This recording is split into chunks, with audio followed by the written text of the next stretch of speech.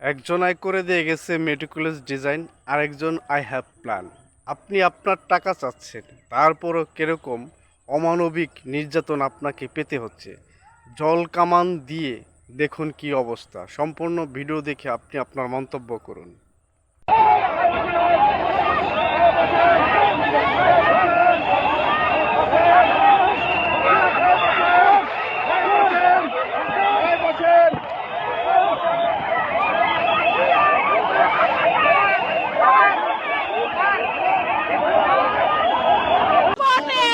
Stroke করে মারা গেছে, স্ট্রোক করে মারা গেছে।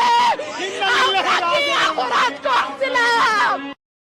জামাত শিবির, এনসিবির হাজার হাজার কোটি টাকা আত্মসাৎ কোথা থেকে? বাংলাদেশ ব্যাংক থেকে।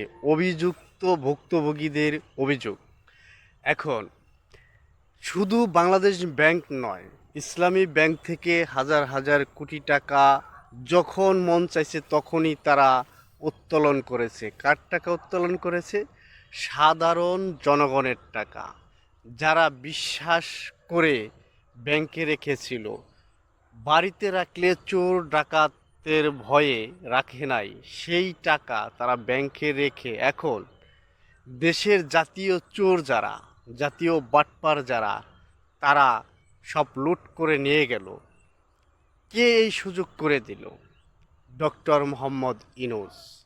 ডক্টর মোহাম্মদ ইউনূস শুধু চুরেকে ডাকাতি করার সুযোগ করেই দেয় নাই, তিনি নিজেও হাজার হাজার কোটি টাকা আত্মসাৎ করেছে এবং তিনি হাজার হাজার কোটি টাকা বাংলার জনগণের ট্যাক্সের টাকা ফাঁকি দিয়েছে এবং কি যত চোর ডাকাত আছে সবাইকে তিনি সুযোগ করে দিয়েছেন। নিজেও চুরি করেছেন, তার সাঙ্গ পাঙ্গ সবাইকে নিয়েই তিনি চুরি করেছেন।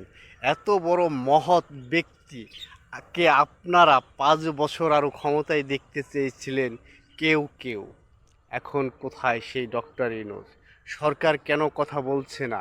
সরকার কেন নিশ্চুপ? ডক্টর ইউনূসের সকল দায়ভার কিন্তু সরকারকেই নিতে হবে, দেশের জনগণ ছাড়বে না। আমাদের টাকা দিতে হবে, আমাদের লেনদেন করতে হবে, নাহলে আমরা ছাড়বো না।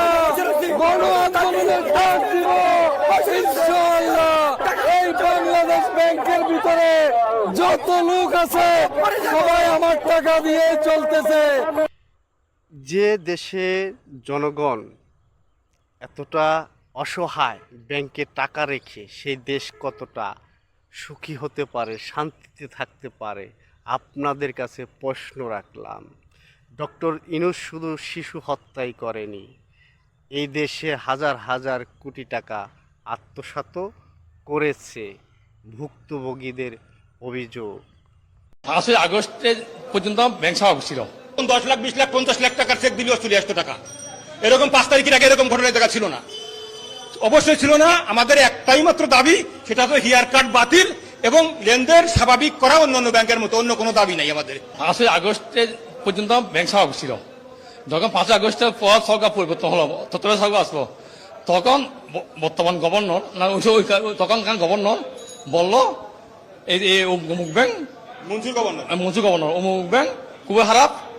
এটা বলার সাথে সাথে এগুলো হয়তো দেউলি হয়ে যাবে। এটা বলার সাথে সাথে মানে মানুষ ব্যাংকে টাকার জন্য হুমড়ি হাই করলো।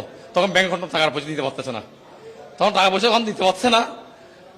তখন বলতেছে, তখন আবার মনসুর প্রথম বলছে, মানে মনসুর যে আমার 24 সালে যে মুনাফা দিয়েছিল, ওই মুনাফাগুলি মূল টাকা থেকে কত করা আমাদের ব্যাংকে টাকা রেখে।